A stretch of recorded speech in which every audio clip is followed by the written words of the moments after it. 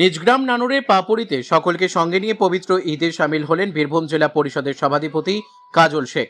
পবিত্র রমজান মাসে 30টি দিন কাটিয়ে শনিবার রাজ্য জুড়ে সমস্ত সংখ্যালঘু সম্প্রদায়ের মানুষেরা পবিত্র খুশির ঈদে সামিল হলেন। সমগ্র রাজ্যের পাশাপাশি বীরভূমের নানুরে পাপড়ি গ্রামে খুশির ঈদে সামিল হলেন বীরভূম জেলা পরিষদের সভাধিপতি কাজল শেখ। কেতু গ্রামে তৃণমূল বিধায়ক শেখ শানওয়াজ, সভাধিপতি কাজল শেখের মা সাদিকা বিবি সহ এলাকার সমস্ত সংখ্যালঘু সম্প্রদায়েরা এদিন সাত সকালে প্রথমেই পাপুরি ঈদগাহ ময়দানে ঈদের নামাজ আদায়ের পর সংশ্লিষ্ট গ্রামেই শহীদ সাজু মেমোরিয়াল ট্রাস্টের পক্ষ থেকে ধর্মবর্ণ নির্বিশেষে গ্রামের সমস্ত মানুষদের খাওয়ানো হয় লাচ্ছা ও সেমাই। সেখানে সভাধিপতি কাজল শেখ নিজে উপস্থিত থেকে সকলকে সেই খাবার পরিবেশন করেন। এছাড়াও ঈদের দিন দুপুরে সমস্ত গ্রামবাসীদের জন্য পঙ্গতি ভোজের ও আয়োজন করা হয়েছে। সভাধিপতি কাজল শেখ বলেন, প্রতি বছরের মতো এবারও ধর্ম বর্ণ নির্বিশেষে গ্রামের সকলকে নিয়ে ঈদের নামাজ আদায়ের পর দুধ, মিষ্টি ও সেমাই খাওয়ানো হয়। মুখ্যমন্ত্রী মমতা বন্দ্যোপাধ্যায়ের দেখানো পথেই আমরা সকলে মিলে এভাবেই সাধারণ মানুষের পাশে থেকে এগিয়ে যাব। এমনকি সমস্ত ভেদাভেদ ছেড়ে সম্প্রীতির নজির গড়ে তোলেন উপস্থিত সকলেই। নানুর থেকে শুভদীপ গুইয়ের রিপোর্ট, বিগ নিউজ বাংলা। আমাদের মাননীয় মুখ্যমন্ত্রী মাননীয় মমতা বন্দ্যোপাধ্যায় বঙ্গজননী বাংলার মা, তিনি সবসময়ের জন্য বলে থাকেন ধর্ম যার যার, উৎসব সবার। তাই আজকে পবিত্র ঈদ, পবিত্র ঈদুল ফিতর, এটা ইসলাম ধর্মে বিশ্বাসী মানুষদের জন্য একটা বড় তিওয়ার বা উৎসব। সেই উৎসবে আমাদের গ্রামে হিন্দু সম্প্রদায়ের যে মা, বোন, ভাইরা, দাদারা, কাকারা আছে, তারা সকলে এসে সামিল হয়েছে। দেখতে পাচ্ছেন প্রত্যেক বছর ওদের ন্যায় এবছরও আমার পরিবারের পক্ষ থেকে ওদেরকে এখন সামাই, দুধ, মিষ্টি খাওয়ানো হচ্ছে।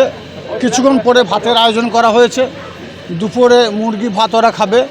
তো প্রত্যেক বছর এভাবেই আমাদের মধ্যে একটা সাম্প্রদায়িক যে বাতাবরণ চলছে সারা ভারতবর্ষ বুকে, আমার গ্রামে তা বিরল।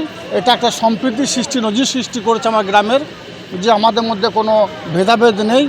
যখন দুর্গা পূজা হয় তখন দুর্গা পূজাতে আমরা যেমন সামিল হই, অনুরূপভাবে আমাদের যে ঈদ উদযাপিত হচ্ছে আজকে, ঈদের দিনে হিন্দু ভাইয়েরা সামিল হয়েছে। কত পরিবার যোগ দেয় আজকে? প্রায় 500 কাছাকাছি পরিবার, তাদের পরিবারের সকল সদস্যরা আজকে আসবে এখানে, তারা খাওয়া দাওয়া সারাদিন করবে।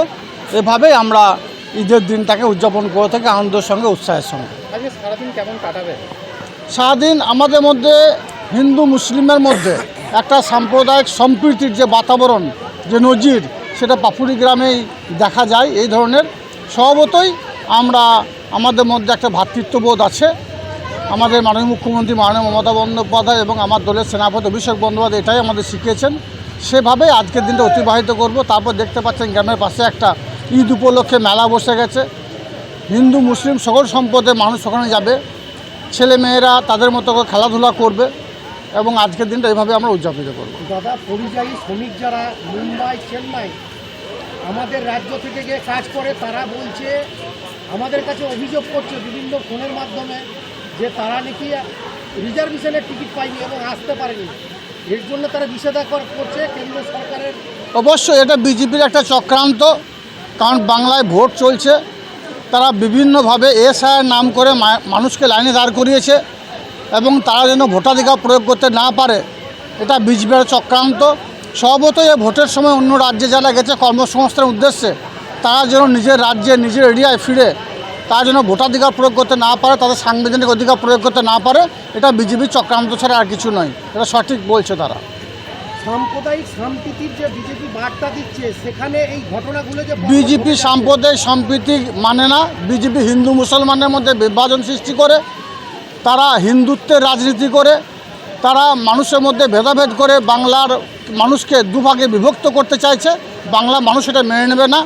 বাংলা মানুষ মধ্যে যে হিন্দু মুসলমান, শিখ, খ্রিস্টান, ইসাই সমস্ত সম্প্রদায়ের মানুষকে মাননীয় মুখ্যমন্ত্রী মাননীয় মমতা বন্দ্যোপাধ্যায় যে এক ছাতার তলায় রেখেছেন, আমরা এক ছাদের তলায় থাকবো।